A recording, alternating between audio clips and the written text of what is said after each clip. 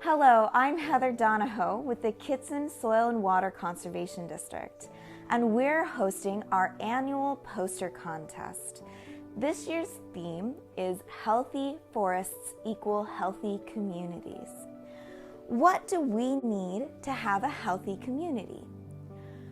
We need clean air, clean water, a reliable food source, security, and recreational opportunities. But how do trees help provide these things for us? Well, trees help provide us with clean air. They conserve our soil by holding it in place with their roots. The soil then filters water to bring us clean water, and it helps to bring us reliable food sources by growing the food we eat. Speaking of food, trees also provide food themselves through the fruits and nuts that we eat. What about the building that you're in right now? Most likely, it's at least partially made of wood. Most buildings are at least partially made of wood, if not entirely made out of wood. So trees help provide us with security by providing the building materials for our buildings and homes. Studies have shown that those who go for walks in areas with trees, as opposed to areas without trees, tend to be happier and less stressed after their walk. So, trees help us to be both physically and mentally healthier. We know how trees can help us meet our needs, but what do trees need to be healthy? They need sunlight, water, nutrients, which they get from the soil, and seed and pollen dispersal. First, we're going to discuss why plants need sunlight. Plants are primary producers, which means that they make their own food. They do this through a process called photosynthesis. Photosynthesis is the process in which plants utilize chlorophyll found in their leaves to convert sunlight, carbon dioxide, and water into glucose or sugar.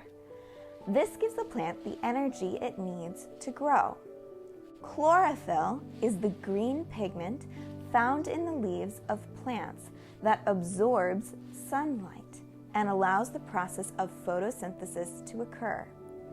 When sunlight hits the leaves of the plant, it gives the plant the energy it needs to convert water, which comes from the soil through the roots, and carbon dioxide, which comes through the air, into carbohydrates or energy. This then leaves the leftover oxygen, which is released through the leaves in a process called transpiration. Luckily for us, we breathe in oxygen, and we breathe out carbon dioxide. Photosynthesis is how trees get the energy they need to grow. But how do trees grow? Well, first we have the crown of the tree, which grows up. The crown of the tree is comprised of branches and leaves. Branches support the tree's leaves. Their main job is to stretch out and expose the leaves to as much light as possible.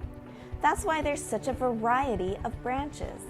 Some are as small as my pinky finger, while others are almost as big as the trunk.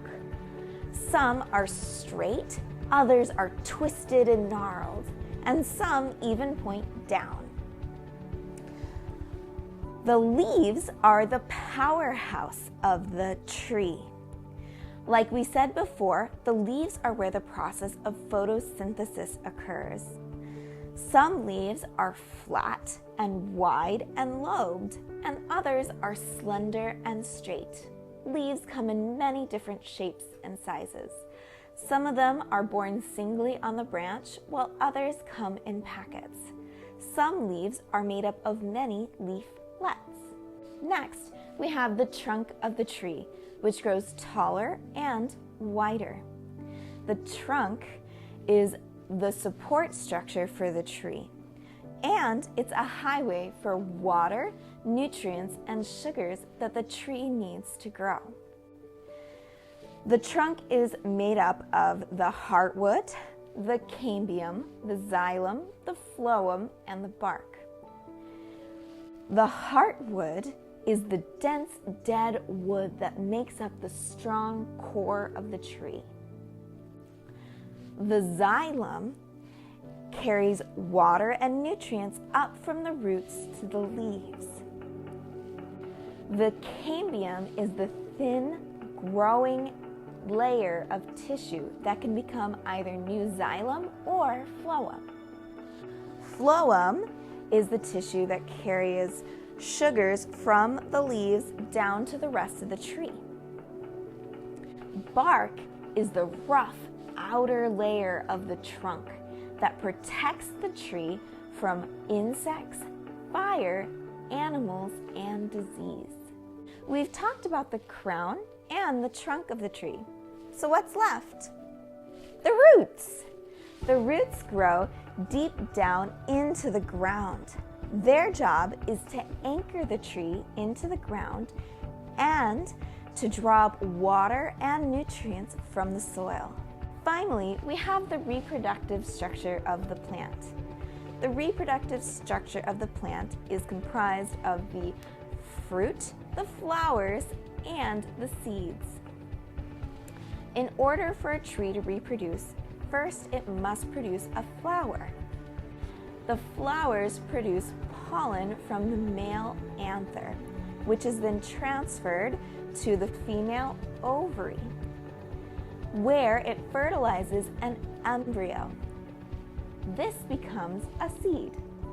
Seeds contain all the genetic information necessary to create a new tree.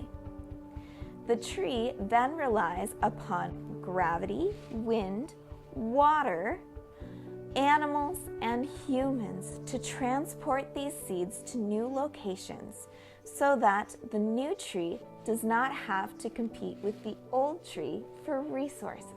Trees have developed many ways to disperse their seeds. The sandbox tree has fruit that, when it is ripe, will explode and disperse the seeds 40 to 100 meters away. This is called ballistic seed dispersal. Fruit trees, like apple trees, produce sweet, succulent fruit that entice animals, and sometimes even humans, to eat them and then disperse the seeds in their poop. That way, the seed is already fertilized. Many trees rely upon gravity for seed dispersal. Trees like oak trees and buckeyes do this. Sometimes it's even hard to walk around them in the fall when they drop their nuts. In the spring, you'll often see cottonwood fluff floating through the air. Cottonwoods rely upon wind for their seed dispersal. Even water can transport seeds. Coconuts transport their seeds on ocean currents. It's common to see coconut trees in the tropical areas, but you can even find coconuts growing in Ireland. Only a few of the seeds produced by a mature tree will survive to adulthood. Many of them will be destroyed by weather, fungi, or eaten by critters. We've talked about what trees and humans need to survive and how they interact with each other. But how do trees interact with other plants and animals? Trees act as a habitat for many different organisms. A good habitat provides a food source, shelter, and water. Trees can be a habitat for hundreds of other organisms. Some are so small you can't even see them, while others are noisy and hard to miss. There are many different creatures that live on trees. Lichen lives on the bark of trees. They find food and shelter there. They also collect moisture that funnels down the trunk. Fungus lives on the roots at the base of the tree. They can absorb water and nutrients from the tree's roots. Sometimes funguses increase the tree's access to moisture and nutrients, while other funguses work to break down the lignin found in the bark of the tree and cause damage. Virginia creeper and other types of vines grow up the trunk of the tree for stability and to reach new sources of light. Beetles often live just under the bark of trees. They find food and shelter there. Some beetles, like the emerald ash borer, can cause damage or eventually kill the tree by removing too much of the inner bark. Birds often make nests in the hollow cavities or branches of a tree. They feed off of bugs and sometimes remove harmful insects that live on the tree. They also often eat fruit produced by the tree and disperse the seeds to new locations. Squirrels spend much of their time in trees. They make nests and they eat the nuts produced by the tree. Many oak trees begin their lives when a squirrel buries them for winter and forgets to eat them in the spring. Deer will find shelter in tree rows during the winter, and they'll also eat the new growth of young trees. Sometimes deer even get desperate enough to eat the old bark of adult trees. Porcupines can be a nuisance animal in the forest by eating the bark and sometimes even killing the tree. Beavers are another nuisance animal. They use the logs of trees to create their homes and dams. These dams can flood a forest, making it unsuitable for the tree species that previously grew there. That's why the Kittson SWCD, Kittson County, the Two Rivers Watershed District, and the Minnesota DNR all have beaver bounty programs to prevent beaver numbers from becoming too large. We also depend on trees. We harvest their wood, eat their fruits, hunt in the forest, sometimes start fires, and many of us recreate in the forest. Are all of these interactions good or bad for the trees? The truth is, they can all be both.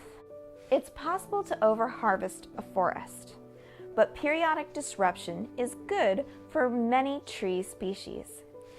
This disruption allows sunlight to reach the understory and allows young trees to replace the old. The same goes for fruit trees. If they are properly managed, they can be sustainably harvested for years. We can benefit the trees by hunting nuisance animals, but we can damage the forest if we overhunt beneficial species or reduce their habitat. We help to create more forest, and we add trees to our urban landscape by planting them. However, if we plant invasives, we add disease and competition that may be bad for the native plant species. Fires can be bad when they're out of control, but for many types of forest, periodic fire is important to encourage new growth. Jack pine is a species of pine that requires fire in order for their cones to pop open and release their seeds. Human recreation doesn't damage the forest if we stay on the trails and use the facilities provided for us. If we wander off trail, we can potentially damage rare plants as well as cause soil erosion and compaction. What do you think healthy trees equal healthy communities means? What are some ways that you could benefit trees or forests in your community? First, you could plant a native tree species.